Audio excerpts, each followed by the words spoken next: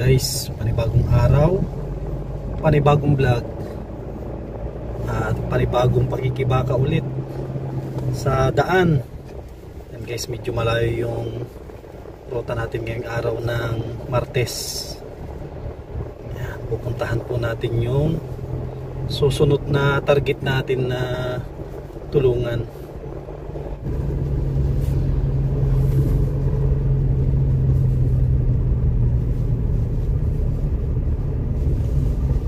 Ayan guys, ito po yung susunod na target natin na tulungan.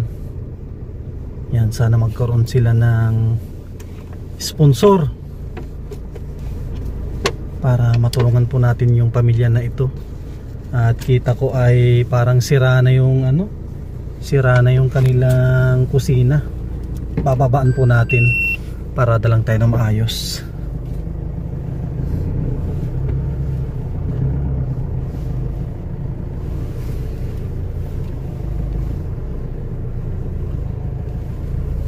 Ayan guys, tingnan natin tong susunod na project natin. Ay grabe, biyahe tayo ng halos 2 oras yung binyahe natin para mapuntahan natin yung bahay ni Nana Esther. Tao po. Tao po. Yan guys, mukhang walang tao dito ah.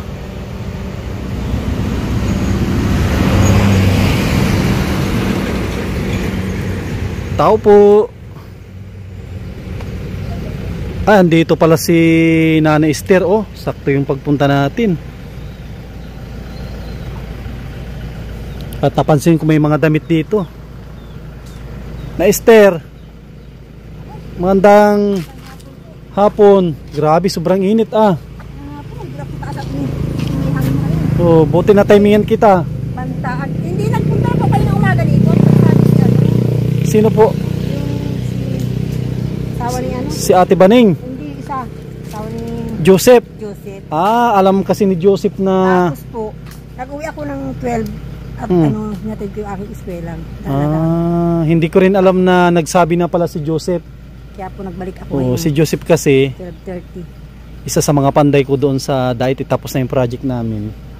Yung sa inyo Nana Esther, mayroon ng isang nag-sponsor, si Ma'am from Rome, Italy. Mag-aantay pa tayo ng mga ibang sponsor para masimulan natin yung bahay nyo. At nakita ko anong nangyari na dito. At ano, ito po oh. Tuluyan na. Dito pa rin kayo natutulog? Sila po. Sino si? Yung magkarama. Saka si Brian, nagbalik na dito. Taga-alaga po siya ng baboy. Ah, meron kayo alaga na baboy? Ilang baboy yun Nana Esther? Isa lang po. Isa lang? Hindi kayang... Kala ko 10 peraso. Hindi kayang magbahog pa ng marami. Mahal ang bahog. Kaya isa-isa lang. Grabe oh, nangyari na dito. Wala nang bubong. Wala na. Yan, sana madaming tumulong dito sa kanila. Dito pala si si Brian, no? Brian. O Brian, kamusta? Tulog sa luya. Ayos lang.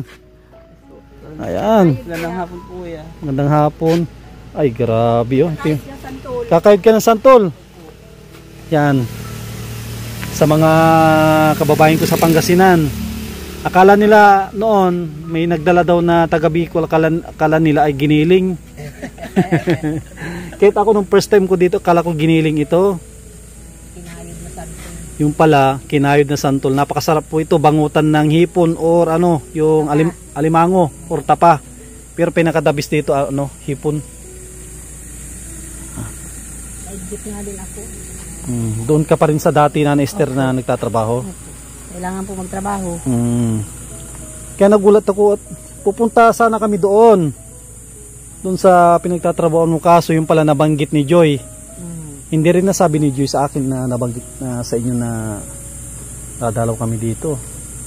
Sakto yung pagdano na. Kamusta? Tuloy ka po doon, ay wala rin naman ako nasa school. May banggit nga ni na binanggit ko sa anak kong may tricycle. Sa ngayon, nakakatulog sila dito at medyo okay yung panahon. Pero pag kuan Brian, pag maulan, saan ka natutulog? Yan sa taas. Sino yan? Ate mo yan o kuya? Kuya. Si papa mo pag tag-ulan natutulog din dito, hindi na? Natulog po at pinakluban ng trapal. Tsatsaga dyan na matulog. Saka yung bunso kong anak. Ay pati si yung dalaga? Ay hindi po doon po yung sa alayaw sa akin. Sa inyo? Bali ilan yung nasayo lahat? Tatlo na lang po. Tatlo. Tapos kayong mag-asawa. Ito pala parang bagong lagay lang ito na trapal. Kung mag-ulan ay talagang hanggang loob. Nabahan na rin. Wala na. Tuluyan na ito. Nakasandala lang po yan doon sa may haligi. Tuluyan ng pasok ako na Esther. Yan, wala po yung tabla doon. Bagsak na yan. Mga pangtinula na lang yung mga andito. Mga pangtinula po.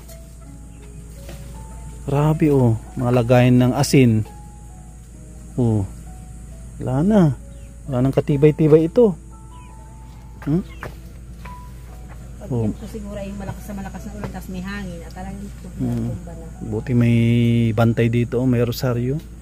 Grabe ano nang nangyari dito, mas lalo nang lumala yung sira niya. Isa na lang po yung mga nakatira dito. Wala yung sira niya Buti nang naiwan dito yung tawag dito, lutuan. Tapos parang nangingisda ata sila, may salbabida Ano po yan dyan sa ilog pag naliligo. Tapos may andito yung gamit ni Jose Rizal lampara. Panahon pa ng Kastila ata ito. Madami kasing nagre-request na kayo yung isunod na pabahayan. Sana mapanood ng mga sponsor ito na gustong tumulong sa inyo. At syempre, ang tagal na hindi ako nakapunta dito. Ngayon makikita na nila ito. Ano yung gusto mong sabihin na Esther sa mga mga mababait natin ng mga sponsor? Sana nga po matulungan niyo po ako. Dahil wala po pagpabahay talaga. Mahirap ang buhay. Kaya ang tsatsaga na lang dito. Sana nga po. Matulungan niyo akong makapagpabahay. Si dalaga mo, anong kuha na yun? Anong college na yun? Na po, college. Third year, anong kinukuha niya? Teacher po. Teacher, ayos. Kung sakali man na magkabahay na kayo, saan siya matutulog din doon na sa bago? Siguro po. Bakit malayo? Malayo pag doon sa... Malapit din po. Malapit po doon, mas malapit sa Alayaw. Mas malapit yun sa Alayaw. Kahit pwede niya kasing lakarin. Pero dito medyo dito po, medyo malayo-layo. Baka ang tulog... Tricycle na siya. Paano kayo? Pag na may bahay na kayo, saan kayo matutulog doon pa rin sa pinagtatrabaho nyo? Ayun po yung trabaho ko, baka po siya umuwi na dyan. Anak ko, di magkakasama sila dyan. Mauwi siya dyan pag, si pag walang pasok, tsaka dyan sila matulog. Mapunta po kami pag may day off man po ako pag Sabado, uwi na lang po ako. Sana nga po, matulungan ako.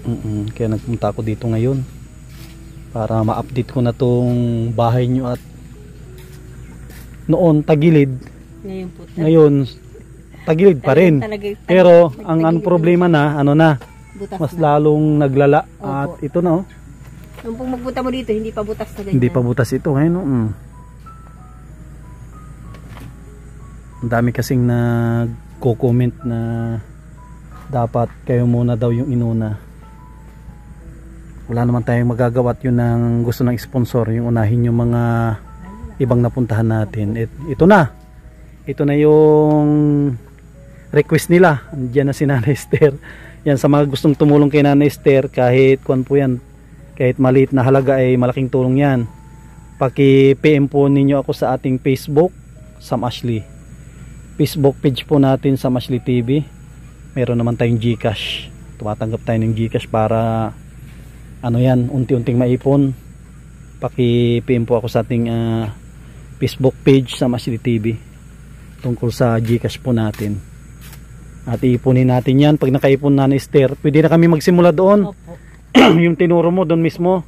Doon na po mismo. Tapos yung clearance sa kalsada, huwag masyadong nakaano sa kalsada. Opo. Mga ilang metro kaya sa tingin nyo? Ay, ikaw na po ang mag-ano, Kuya Sige, Sam. Hindi siguro, ako siguro. marunong. Ano lang siguro mga, kasi lupa nyo naman lahat yun doon, no? Yeah, Kahit kung atras siguro na lang po. atras tayo mga 2 meters. Opo. Parang ganito. Oo. Parang ganito sa ang clears o medyo ilay pa ng konti lang. Oo. Para buwilo kayo sa harap ay doon ng ano. Sige, kami na yung bahala doon pag may dumating na budget. Opo. Bago namin simulan, syempre dapat makita nyo din yung kung saan namin. Nalaman naman po tayo naman po yung mga anak ko. Sabihan naman ako sa alay. Bago namin i-layout, dapat andun kayo at Opo. kung ituturo ko yung mga poste, pag sabi niya medyo i-adjust ng kaunti, i-adjust natin. Opo. Para hindi tayo magka-problema pag nakapag-umpisa na. Sana madaming tumulong. Pag may nagpadala, siguro itong week na ito ay paumpisa na namin. Siguro 1 kwarto pwede na, no? Para dun sa dalaga nyo. 1 kwarto, kung sakali man na matuloy na, kahit 1 kwarto lang, importante malawak ang sala. At ang CR nasa loob na rin. Tapos may kahit malit na terrace. Kaysa dito, oh. Ilang taon na kayo dito na nakatira? Matagal na po. Nasa ano na yata, 10 taon. Sa 10 taon pala na nakailang repair na ito? Hindi pa po. At ang bubong po niyan ay yung makapal po baga. Dugli-dugli. Makapal siya na Yung anahaw. ay Siniksik talaga. Na hindi lang pang 5 years ang kanyang tibay. Talagang dasik. Kahit dasigin mo ay kun pa rin yan, di ba? Mabubulok pa rin siya. Hindi tulad ng yero, alaga mo lang siya sa pintura. Kahit ilang taon, di basta-basta masisira. Lalo na pag magagandang klase na yero ang ikakabit. Sige. Para maging masaya yung Pasko nyo. At ilang August, September, October, November. Na lang. 4 months na lang, December na naman. Sana yun na yung regalo nila sa inyo itong darating na Pasko. Kahit ako, kung may kakayanan lang sana ako, siyempre agad-agad din ako na magbibigay ng tulong. Sa ano lang, magdasal lang tayo na Esther. Wala namang imposible. Si Ate Baning nga, na hindi ko rin alam na ganun kalaki yung kahinat na ng kanyang bahay. Kung sakali man na mag-umpisa tayo, na kung kailangan namin ng mga kahoy na pang layout, mga nyug, meron kaya dito? Hindi kaya bawal dito? Meron naman po dito makukuha siguro. Meron naman, kahit kunti lang siguro. At ang plano ko, kahit hindi ganun kalakihan na bahay, na rin, gamitan na rin natin ng bakal. Bukod sa matibay, halos pareho lang ang presyo sa sa dito, sa kahoy. Opo. Kung sakalin na magkun lang tayo, pang layout lang natin na nyug. Siguro yung kahit kung nakidlatan dyan or hindi na namumunga, meron po dyan makukuha. Para meron lang tayong gamitin na pang tayo ng poste. Grabe yun. Talagang pinakintab yung mga kaldero. Ay, po yung asawa ko at may nag-uling sila. Hindi pa nahango, mamaya hanguin. Kaya nilinisan niya yung nilinisan. Grabe, marunong man po yun asikaso dito sa bahay. Kahit wala ako nag-iis-is yun ng mga kaldero. Walang haligi. Maraming haligi, tinukudan na lang. Tapos puro nakatali-tali na ng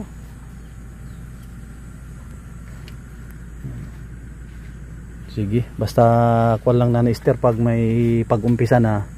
Pupunta ako doon sa pinagtatrabaho niyo doon sa may saglit man po ako dito. Sa may Alayaw. Yan, sige.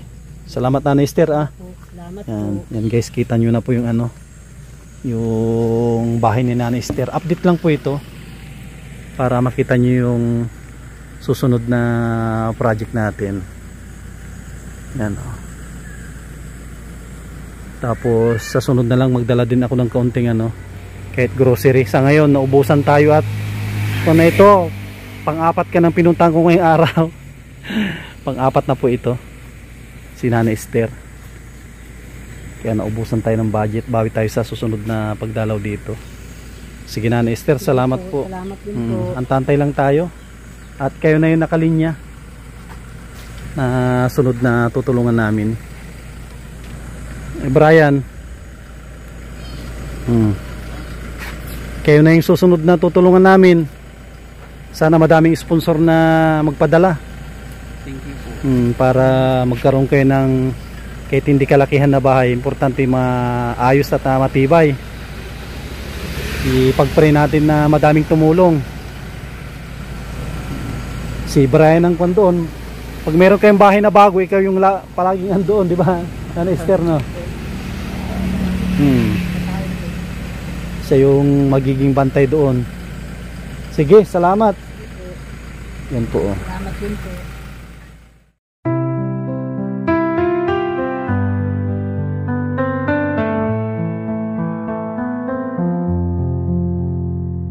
Seeing you with open skies, clear as day, your bright disguise, whispers soft.